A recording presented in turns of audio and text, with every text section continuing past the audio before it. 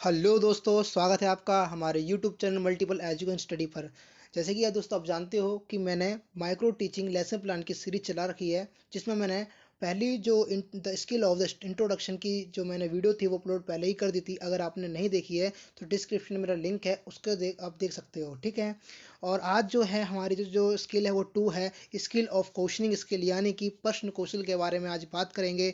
पहले आज हम क्या क्या जानते हैं मैं आपको बता देता हूँ। आप आज क्या क्या जानोगे इस वीडियो के अंदर, ठीक है। पहली चीज़ आप इसमें जानोगे कि प्रश्न कौशल होता क्या है, ठीक है। और प्रश्न कौशल से संबंधित जो लेसन प्लान बनाया जाता है किस तरह से बनाया जाता है, फॉर्मेट क्या रहता है, ठीक है। आपको किस किस चीज़ों का, किन किन बातों का ध्यान रखना है, ये सारी चीज़ें मैं आपको इस वीडियो में बताऊंगा, ठीक है दोस्तों। अगर आपने लाइक और शेयर नहीं किया है तो दोस्तों प्लीज़ कर दें।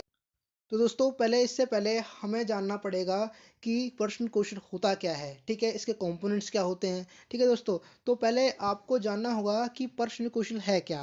देखो, प्रश्न कौशल एक अपने आप में एक कौशल है, ठीक है, अपने आप में एक स्किल है। क्योंकि दोस्तों, प्रश्न किसी से क्वेश्चन जब पूछते हैं तो वो क्या, वो भी एक स्किल होती है, ठीक है। आपको किस तरह से क्लास में बच्चों से क्वेश्चन पूछना है, ठीक है। अगर आप क्लास में जा रहे हो, आपको किन किन बातों का क्वेश्चन पूछते समय ध्यान रखना है, ये सारी चीज़ें क्या आती हैं, प्रश्न कौशल के अंदर आ जाती हैं। जो कि हम इस वीडियो के अंदर सीखेंगे किस तरह से आप किसी भी स्टूडेंट से क्वेश्चन करोगे एज अ टीचर, ठीक है दोस्तों। तो मैं पहले आपको कंपोनेंट्स बताता हूँ कि आपको किन किन बातों का ध्यान रखना है जब आप किसी बच्चों से क्वेश्चन पूछोगे क्लास के अंदर, ठीक है। उसके बाद अब सीखेंगे कि क्वेश्चन जो हमारा प्रश्न कौशल है, यानी कि क्वेश्चन स्किल से जो हमारा माइक्रो लेसन प्लान है वो किस तरह बनाया जाता है, वो भी हम इस वीडियो में ही समझेंगे। ये दोस्तों, ये हैं कुछ हमारे कंपोनेंट्स, हमारे जब हम क्वेश्चनिंग स्किल्स के जो कुछ कंपोनेंट्स होते हैं वो सारे कंपोनेंट्स मैंने यहाँ इस स्लाइड में दे दिए हैं, ठीक है। तो समझते हैं एक एक कंपोनेंट्स को। आप ये भी कह सकते हो कि आपको क्या क्या ध्यान बरतना है जब आप किसी स्टूडेंट से क्लास में एज अ टीचर क्वेश्चन पूछते हो, ठीक है दोस्तों। तो चलते हैं अपने पहली कंपोनेंट्स की ओर। रिलेवेंसी। रिलेवेंसी का मतलब होता है सार्थकता एवं प्रासंगिकता।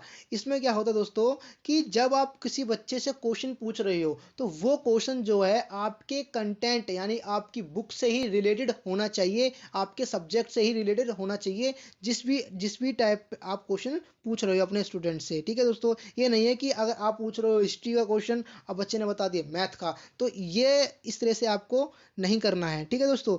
सेकंड है ब्रेविटी। आपके क्वेश्चन के अंदर ब्रेविटी भी होनी चाहिए। ब्रेविटी का मतलब होता है संक्षिप्तता। इसका मतलब होता है कि आपका जो प्रश्न है, आपका जो क्वेश्चन है, उसमें वो थोड़ा शॉर्ट होना चाहिए, इतना बड़ा ना हो कि बच्चे को समझ में ही नहीं आए और वो बच्चा उसका आंसर ना दे पाए, ठीक है दोस्तों। इसी प्रकार है क्लियरिटी।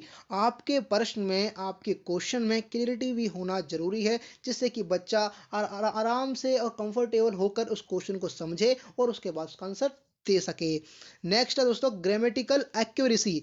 आपके जो क्वेश्चन है, आपका जो प्रश्न है, उसके अंदर व्याकरण शुद्धता होनी चाहिए ताकि बच्चा उसको अच्छी तरह से समझ सके और उसका आंसर दे सके। इसी प्रकार है दोस्तों फिफ्थ कंपोनेंट्स बहुत इंपॉर्टेंट है, डिस्ट्रीब्यूशन ऑफ क्वेश्चन।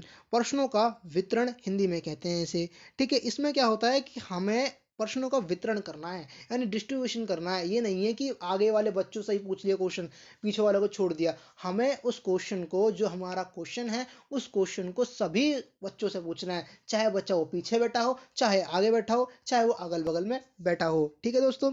इसी प्रकार है प्रमोटिंग टेक्निक।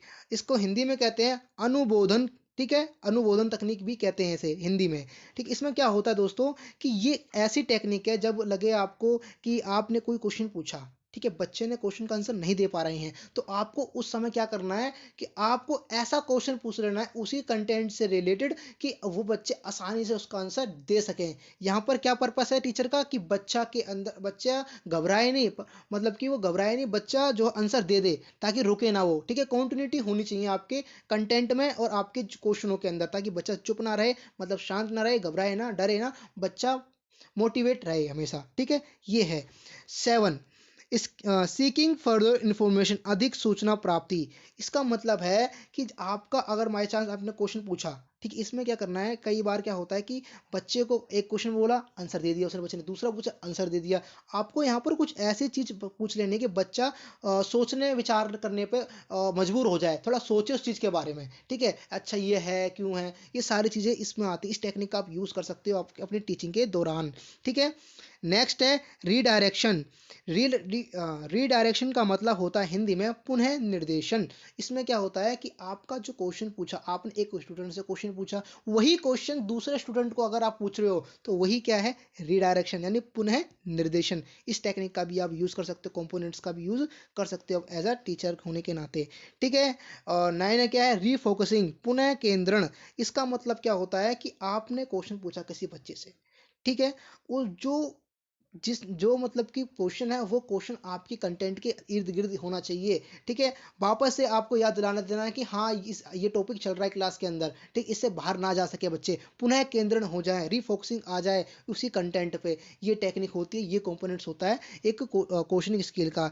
इसी प्रकार दोस्तों एक लास्ट 10वां है हमारा कंपोनेंट, क्या है, इंक्रीजिंग क्रिटिकल अवेयरनेस, यानी कि समीक्षात्मक अभियंता वृद्धि। इसमें क्या होता है दोस्तों, आपका जो क्वेश्चन है, आपने क्वेश्चन किया किसी बच्चे से, ठीक है, अब उस क्वेश्चन का आंसर तो दे दिया बच्चे ने। अगर आपने मैंने जैसे कि फॉर एग्जांपल मैंने पूछा गांधी जी का नाम, पूरा नाम क्या था, ठीक है, तो बच्चों ने बता दिया, पूरा नाम बता दिया, करमचंद गांधी जी था। ठीक है, अब मैंने यह पूछ लिया कि वो कहाँ, उनका जन्म कब हुआ और कहाँ हुआ, बच्चे घबरा जाएंगे, यानी बच्चे अब सोचने मजबूर हो जाएंगे, अरे ये मेरे को इतना तो पता नहीं है। तो यही क्या है, समीक्षात्मक अभिज्ञता वृद्धि, बच्चे के अंदर क्रिटिकल अवेयरनेस आएगी। अब वो सोचेंगे बहुत ज़्यादा कि अरे ये कहाँ पर जन्म हुआ होगा। तो यही क्या है, यही है इंक्रीजिंग क्रिटिकल अवेयरनेस। इसका भी यूज़ कर सकते हो एज अ टीचर। ठीक है, अब है नेक्स्ट है हमारा 11th लास्ट है ये, स्पेसिफिसिटी। इसका मतलब होता है विशिष्टता। आपके प्रश्न के अंदर विशिष्टता होना अनिवार्य है, क्योंकि दोस्तों अगर आपके प्रश्न के अंदर अगर ऐसे ही होंगे प्रश्न, तो बच्चा ध्यान नहीं देगा उस चीज़ पर ज़्यादा। ठीक है, तो आपके प्रश्न के अंदर विशिष्टता यानी स्पेसिफिसिटी होनी चाहिए। ठीक है दोस्तों, ये थे हमारे कुछ कंपोनेंट्स। अब चलते हैं दोस्तों कि किस तरह से हम माइक्रो लेसन प्लान बना सकते हैं अपने क्वेश्चन स्किल के ऊपर। ठीक है दोस्तों, तो चलते हैं अपने अब लेसन प्लान के ऊपर। जैसे कि दोस्तों सभी आपने देख लिया होगा, सभी प्रकार के जितने भी कंपोनेंट्स होते हैं, उन्हीं का यूज़ करके मैंने ये जो माइक्रो लेसन प्लान है ये बनाया है। ज़रूरी नहीं है कि आप सभी कंपोनेंट्स का यूज़ करो, कम से कम 5 से 6 यूज़ कर सकते हो, सफिशिएंट हैं अपने लेसन प्लान के लिए। क्योंकि दोस्तों लेसन प्लान जो है, माइक्रो लेसन प्लान जो है, 6 से लेकर 10 मिनट का होता है। ठीक है दोस्तों, तो इसीलिए आप 5 से 6 स्किल का इसमें सॉरी कंपोनेंट्स का यूज़ कर सकते हो। ठीक है, अदरवाइज और भी कर सकते हो। ठीक है, वो आपके अकॉर्डिंग हो सकता है। तो हम बात कर रहे थे कि माइक्रो लेसन प्लान कैसे बनाते हैं। ठीक है, वही फॉर्मेट है जैसे कि हमने पहली वीडियो में देखा था कि पहले अपना छात्र अध्यापक नाम आएगा, यानी पुपिल्स नेम आएगा। ठीक है, जो भी नाम है आप नाम लिख लेना अपना, फिर डेट आएगी, उसी प्रकार सब्जेक्ट आएगा, फिर कक्षा आएगी, कौन सी कक्षा के लिए बना रहे हो। ठीक है, फिर प्रकरण यानी टॉपिक आएगा, जवाहरलाल नेहरू मैंने टॉपिक ले लिया। फिर अवधि का मतलब होता है ड्यूरेशन, आपका टाइम कितना है, कितना टाइम टेक कर रहे हो, यानी कि 6 मिनट ले रहे हैं। इसी प्रकार अब आता है नीचे छात्र अध्यापक क्रिया, यानी कि पुपिल्स टीचर एक्टिविटी। और सेकंड स्लाइड में क्या आएगा, छात्र क्रिया यानी स्टूडेंट एक्टिविटी। इसी प्रकार थर्ड में आता है घटक यानी कंपोनेंट्स। ठीक है दोस्तों, तो चलो देखते हैं क्या है इसके अंदर। अब दोस्तों मैं क्या करूँगा कि मैं क्लास में गया और मेरा जो पर्पस है बच्चों को पढ़ाना जवाहरलाल नेहरू के बारे में। ठीक है, ये मेरा पर्पस है आज का। तो जैसे ही मैं क्लास में एंटर करता हूँ, तो बच्चे मुझे दिखे, बच्चे कुछ खेल रहे थे, कुछ खड़े थे, तो मैंने बोला बच्चे बैठ जाओ, तो बच्चे बैठ गए। तो मैं अब मेरा जो टाइम हो गया अपने पर्पस का, यानी कि मेरा जो उद्देश्य है यहाँ पढ़ाने का जवाहरलाल नेहरू है। तो मैं अपना टॉपिक स्टार्ट करता हूँ।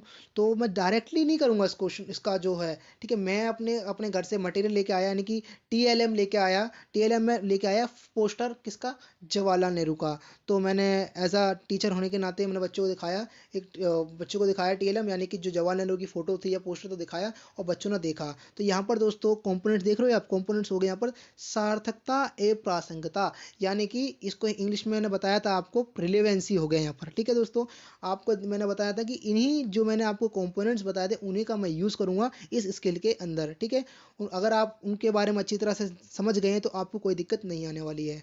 ठीक है, तो मैंने यहाँ पर कंपोनेंट्स लिख दिया, सार्थकता ए प्रासंगिकता यानी कि रिलेवेंसी। ठीक है, इसी प्रकार फिर मैंने नेक्स्ट क्वेश्चन पूछा, ये कौन है? तो बच्चों ने जवाब दिया, ये जवाहरलाल नेहरू हैं। ठीक है, और मैंने यहाँ पर जो इन्वर्टेड कोमा लिखे हैं यहाँ पर आप प्रीवियस नॉलेज लिख लेना। ठीक है दोस्तों, गलती से मैंने यहाँ पर लिखा नहीं, भूल गया मैं लिखना यहाँ पर।